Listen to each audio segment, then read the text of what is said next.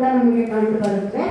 ಇವರು ಬಹುಶಃ ಮೂರನೇ ಮಾರಸಿಂಹನ ನಂತರದಲ್ಲಿ ಅಷ್ಟೊಂದು ಪ್ರಸಿದ್ಧರಾಗದಿರುವ ಅವನ ಮಕ್ಕಳು ಬರ್ತಾರೆ. ಆದರೆ ಅವರ ಹೆಸರಿನಲ್ಲಿ ಊರುಗಳಿದೆ, ರಾಜರಾಗಿ ಯಾವ ಶಾಸನಗಳು ಇವ್ರ ಬಗ್ಗೆ ನಮಗೆ ಸಿಕ್ಕೋದು. ಸರಿ, ಸ್ವಾಮೀಜಿಗಳು ನೋಡಿ, ಅಂದ್ರೆ ನಾವು ಒಬ್ಬ ಆಡಳಿತ ಮಾಡಿ ಹೋದ ರಾಜನ ಬಗೆಗೆ ಲಿಖಿತ ದಾಖಲೆಗಳನ್ನಷ್ಟೇ ಸಂಗ್ರಹಿಸಿ ಮಾತನಾಡ್ತಾ ಇರ್ಬೇಕಾದ್ರೆ ಸ್ವಾಮೀಜಿಗಳು ಮತ್ತೊಂದು ದಾರಿಯಲ್ಲಿಯೂ ಕೂಡ ನಾವು ನೋಡ್ಬೋದು ಅನ್ನೋದಕ್ಕೆ ಒಂದು ಕುಟುಂಬ, ಈಗ ಗಂಗವಾಡಿ ಎಷ್ಟು ಇಲ್ಲಪ್ಪ, ಗಂಗಾ ಸಂಬಂಧಪಟ್ಟ ಹೆಸರು ಎಷ್ಟು ಕೆರೆಗಳಿದೆ ಗುಡ್ಡೆ ಹಾಕಿ. ಗಂಗವಾಡಿ 96,000 ಅಂತ ಹೆಸರಿತ್ತು. ಗಂಗೇನಹಳ್ಳಿ, ಗಂಗಟಗಾರ ಗೌಡ ಕುಲದ ಬಗೆಗಿನ ಈಗಾಗಲೇ ಅಧ್ಯಯನಗಳು ಸುಮಾರು ನಡೆದಿದೆ. ಗಂಗೇನಹಳ್ಳಿ ಅನ್ನುವಂಥದ್ದಿರ್ಬೋದು, ಹಾಗೇನೆ ಗಂಗಗುಂಡ ಅನ್ನುವಂಥ ಹೆಸರಿರ್ತಕ್ಕಂಥದ್ದಿರ್ಬೋದು. ಅದರಲ್ಲೂ ದಕ್ಷಿಣ ಕರ್ನಾಟಕದ ಭಾಗದಲ್ಲಿ ಹಾಸನ ಜಿಲ್ಲೆ, ಅರಸೀಕೆರೆ ತಾಲೂಕು, ಹಾಸನ ತಾಲೂಕು, ಮಂಡ್ಯ, ಮಳವಳ್ಳಿ ಮತ್ತೆ ಮೈಸೂರು ಈ ಪ್ರಾಂತ್ಯಗಳಲ್ಲೆಲ್ಲ, ತಲಕಾಡು ಸುತ್ತಮುತ್ತಗಳಲ್ಲೆಲ್ಲ ಗಂಗರಿಗೆ ಸಂಬಂಧಪಟ್ಟಂತಹ ಇಂತಹ ಸ್ಥಳನಾಮಗಳ ಅಧ್ಯಯನ ಮತ್ತು ಸ್ಮಾರಕಗಳು, ಇವುಗಳ ಅಧ್ಯಯನವೂ ಕೂಡ ಗಂಗರ ಕೊಡುಗೆಯನ್ನು ಮತ್ತಷ್ಟು ನಾವು ಹಲವು ಆಯಾಮಗಳಲ್ಲಿ ಪುನರ್ರಚನೆ ಮಾಡೋಕ್ಕೆ ಸಾಧ್ಯ ಆಗುತ್ತೆ. ನೋಡಿ, ಈಗ ಹೇಳ್ತಿರೋದು ಯಾಚನಹಳ್ಳಿ ಇದೆ, ಮಾರಸಿಂಗನ ಹಳ್ಳಿ ಇದೆ ಅಂತ ಹೇಳಿ. ಎಷ್ಟು ಮಾರಸಿಂಗರು ಇದ್ದಿರ್ಬೋದು? ಒಬ್ಬ ಅರಸ ತನ್ನ ಹೆಸರಿನಲ್ಲಿ, ತನ್ನ ಮಕ್ಕಳ ಹೆಸರಿನಲ್ಲಿ, ಮಡದಿಯರ ಹೆಸರಿನಲ್ಲಿ ಅಥವಾ ಸೋದರರ ಹೆಸರಿನಲ್ಲಿ, ಮಕ್ಕಳು ಹೆಣ್ಣು ಮಕ್ಕಳ ಹೆಸರಿನಲ್ಲಿ ಕೆರೆ ಕಟ್ಟಿಸಿರ್ತಾರೆ. ಮತ್ತೆ ನಿಮ್ಗೆ ಗೊತ್ತಿರಲಿ, ಗಂಗಾ ಅಳತೆ ಕೋಲುಗಳಿವೆ. ನಿಮಗೆ ಕರ್ನಾಟಕದಲ್ಲಿ ಭೂಮಿಯನ್ನ ಅಳತೆ ಮಾಡುವುದಕ್ಕೆ ಗಳೆಯ ಗಡಿಂಬ ಅಂತ ಹೇಳಿ ಮತ್ತೆ ಮತ್ತೆ ಶಾಸನಗಳಲ್ಲಿ ಬರುತ್ತೆ.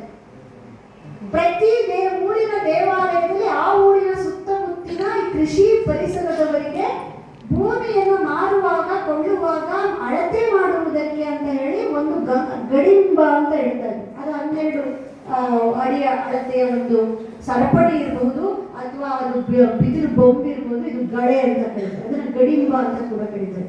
ಗಂಗಾ ಗಡಿಂಬ ಅನ್ನುವುದು ಯಾವುದಾದ್ರು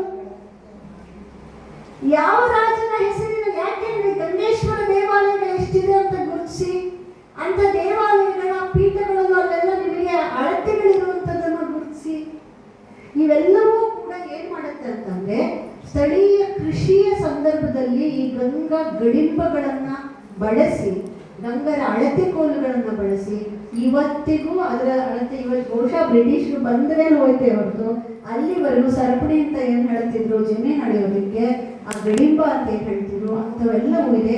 ಲೋಕಲ್ ಆಗಿ ಇಂಥ ಸ್ಮಾರಕಗಳಿರುತ್ತೆ, ಕೆರೆಗಳಿರುತ್ತೆ, ಅಳತೆ ಕೋಲುಗಳಿರುತ್ತೆ, ನಂಬಿಕೆ ಇರುತ್ತೆ, ಮತ್ತೆ ಗಂಗಾ ಮತಸ್ಥರು ಮಾಡುವ ಆಚರಣೆಗಳಿರುತ್ತೆ. ದಯಮಾಡಿ ಆಚರಣಾ ಲೋಕದ ಮೂಲಕವೂ ನಮ್ಮ ಗಂಗರ ಸಂಸ್ಕೃತಿಯನ್ನು ಪುನರ್ ರಚಿಸಿಕೊಳ್ಳೋಕೆ ಸಾಧ್ಯ. ಒಂದು ಲಿಖಿತಾಕಾರ, ಒಂದು ವಸ್ತು ಆಕಾರ, ಇನ್ನೊಂದು ಮೌಖಿಕ ಆಕಾರ, ಇನ್ನೊಂದು ಆಚರಣಾ ಲೋಕ.